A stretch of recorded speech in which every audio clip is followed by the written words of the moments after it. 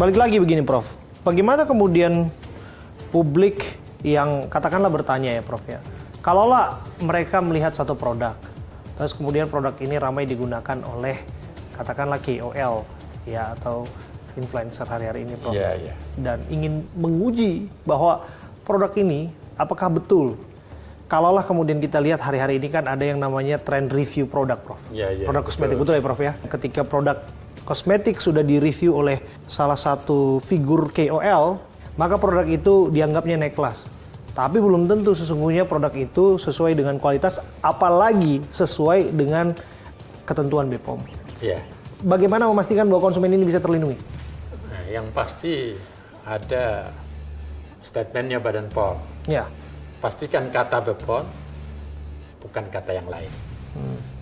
Yang berikutnya kita punya cek kemasannya, cek labelnya, cek izin edarnya, cek masa kadaluarsanya.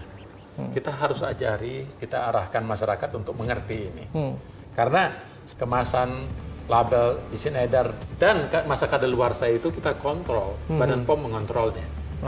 Jadi kalau sudah sesuai dengan aspek itu, tentu akan bisa memastikan produknya aman, ya kan? Prof, tentu Prof juga melihat bahwa fenomena review produk ini bukan hanya datang dari kalangan influencer, bahkan belakangan juga mereka yang berlatar belakang disiplin ilmu kedokteran juga mengaku-ngaku mereka bisa mereview produk. Anda melihat bagaimana fenomena dokter yang mereview produk-produk kecantikan dan mengaku-ngaku bahwa apa yang mereka sampaikan lah itu yang paling benar? Begini, oleh karena itu kita mengerti dan kita lihat situasi sekarang. Makanya Badan POM mengeluarkan peraturan sebagai dasar hukum.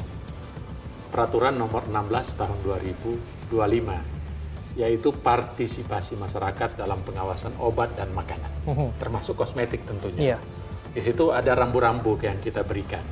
Salah satu rambu-rambu di aturan itu pertama mempertegas, mereview harus mempunyai kompetensi.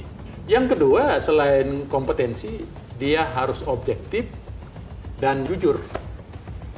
Ini yang sulit, Prof. Nah, ini yang sulit kan? Ya, seseorang yang dalam tanda kutip ya sudah menerima perjanjian pembayaran, apakah hasil review berdasarkan kejujuran? Nah, at least dia declare, saya mereview produk ini atas dasar saya dibayar atau dikontrak oleh produsen A, produsen B. Sehingga pada saat terjadi konflik kepentingan, kita sudah tahu mau ke arah mana reviewer ini mau berpihak. Kan itu deklarasi dari dirinya bahwa saya mereview atas nama perusahaan A, itu menunjukkan bahwa supaya masyarakat ngerti. Kalau dia misalnya melebih-lebihkan perusahaan atau produk dari perusahaan A, wajar dong karena dia dibayar. Betul. Itu yang bagian dari kejujuran. Brand ambasadornya kira-kira begitu ya, Prof? Wajar kan? Dia harus mendeklarasikan diri seperti itu. Undang-Undang Kesehatan nomor 17 pasal 435 itu mempertegas. Barang siapa yang memperjualbelikan, mempromosikan atau mendistribusikan bahkan memakai produk-produk kefarmasian termasuk kosmetik yang tidak sesuai standar, maka bisa dihukum 12 tahun penjara atau 5 miliar. Kalau dia mempromosikan lantas merugikan perusahaan lain karena menjelek-jelekkan perusahaan lain, tentu ada dua undang-undang yang bisa berperan lagi. Undang-undang ETA, ya kan? Atau undang-undang persaingan usaha. Nah, itu masing-masing ada hukumannya.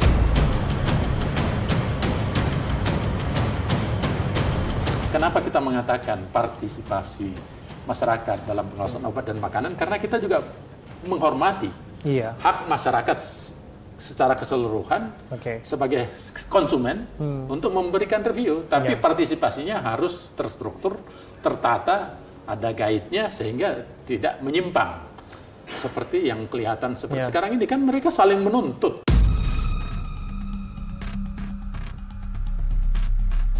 Betul, Prof. Dan ada contoh kasus ya, Prof. Ada contoh kasus. Ada yang sebut ada unsur atau kandungan white tomatoes-nya sekian misalnya begitu. Saya nggak mengerti, Prof. Prof yang lebih mengerti itu. ternyata klaimnya sekian, ternyata kandungannya sekian. Yang dijanjikan sekian ternyata tidak sesuai dengan apa yang didapatkan oleh konsumen dalam hal ini. That's correct. Itu bisa dituntut? Bisa dituntut. Bisa dipidana? Bisa.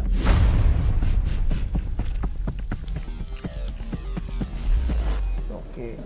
Kan begitu. Jadi ini bagian dari perlindungan masyarakat yang kita melakukan. Jadi tujuan peraturan itu kita masukkan, kita mengkanalisasi hak masyarakat sebagai konsumen. Tetapi selanjutnya kita juga mengkanalisasi alur hukumnya bagaimana kalau terjadi penyimpangan. Dan kalau kita lihat kegaduhan si paling ahli kosmetik ini, Prof, di media sosial. Ahli. Ya, betul-betul dia ahli, dia sekolah. Ya, kita tidak pernah tahu, Prof, karena kan yang kita pahami bahwa seseorang yang dianggap berlatar belakang dokter, lulusan sarjana kedokteran, dianggapnya memiliki kemampuan atau cukup mumpuni kemudiannya untuk mereview produk-produk demikian. Kan saya tidak pernah tahu ya apakah itu bisa dijadikan rujukan ataupun tidak. Tapi paling tidak gini, Prof. Yang pasti yang dijadikan rujukan adalah peraturan Badan POM nomor 16. Jadi dokter-dokter nggak boleh sembarangan? Nggak boleh sembarangan. Baca dulu itu aturan. Kalau tidak, dokter-dokter teman sejawat atau farmasi yang mereview bisa terjebak dengan aturan itu. Wah, bisa lari mulai dari administrasi, sanksi sosial hingga sanksi hukum. Hati-hati. Dan dokter-dokter itu pun bisa dituntut ya, Prof? Oh, bisa. Bisa dituntut. Sudah jelas guide-nya. Betul. Kegaduhan seperti ini seperti apa sih lihat BPOM, karena kan BPOM harusnya hadir di sana, Prof. Nah, Badan POM selalu hadir kan? Badan POM selalu hadir. Bahkan kalau di pengadilan itu kita diminta jadi saksi, kita sudah proklamasi di mana-mana kita siap jadi saksi. Jadi Badan POM bersedia menjadi saksi. Yang paling penting lagi, lahirnya peraturan nomor 16 itu adalah karena melihat fenomena ini, tujuannya apa? Untuk melindungi semua pihak.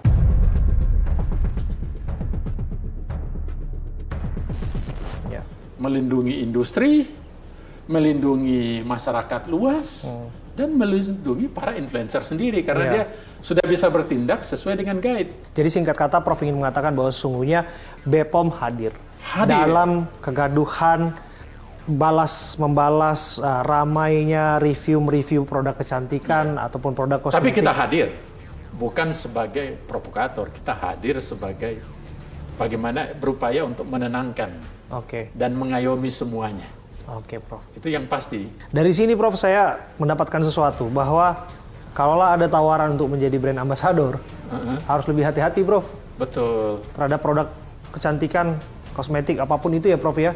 Karena jangan sampai produk yang justru kita promosikan, justru berdampak ya tidak baik bagi kesehatan siapapun yang menggunakan. Betul ya, Prof ya? Betul sekali. Dan bila itu terjadi, influencer, KOL, brand ambassador, apapun namanya, itu juga bisa ditindak, Prof. Bisa dong. Bisa sesuai dengan aturan yang ada. Prof, terakhir, Prof, mengenai maraknya kosmetik palsu, kemudian ilegal tentu saja. Palsu kan dia yang memastikan bahwa kalau ada produk originalnya tidak sesuai dengan yang original, Prof. Kemudian yang ilegal dia yang tanpa izin edar misalnya, Prof. Ini kan masih masif ya, Prof ya? Ya, betul. Pesan yang ingin disampaikan, Prof, supaya orang tidak main-main di bagian ini. Yang pertama, saya ingin sampaikan, percayalah lembaga negara Badan POM. Oleh karena itu, kalau kepercayaan terhadap Badan POM muncul, maka laporkan semuanya yang para masyarakat rasakan, dapatkan ke Halo BPOM. Kita punya website dan itu pasti direspon dalam waktu kurang dari 1 menit. Tapi yang merespon tentu artificial intelligence dulu kan kita. Nanti setelah itu butuh validasi, butuh klarifikasi, tergantung masa validasi dan klarifikasinya untuk mengambil keputusan. Tapi yang jelas langsung diberi respon. Itu yang pertama. Yang kedua tentunya, bagi pelaku industri, Badan POM itu telah mengeluarkan peraturan tentang partisipasi masyarakat. Nah, sekarang untuk menghindari maraknya apa yang kita sebut dengan selain pemalsuan ataupun produk-produk ilegal, maka Badan POM dibantu oleh seluruh masyarakat dan semua stakeholder sekarang bekerja secara maksimal, terus-menerus secara kontinu, baik itu lewat sampling, lewat laporan masyarakat, dan juga lewat intelijen kami dan cyber kami yang bertindak untuk mencek semuanya. Luar biasa. Profesor Dr. Taruna Ikrar sudah berbincang bersama dengan saya, Abraham Silabang. Terima kasih Prof. Sehat selalu Prof. Sukses untuk Anda.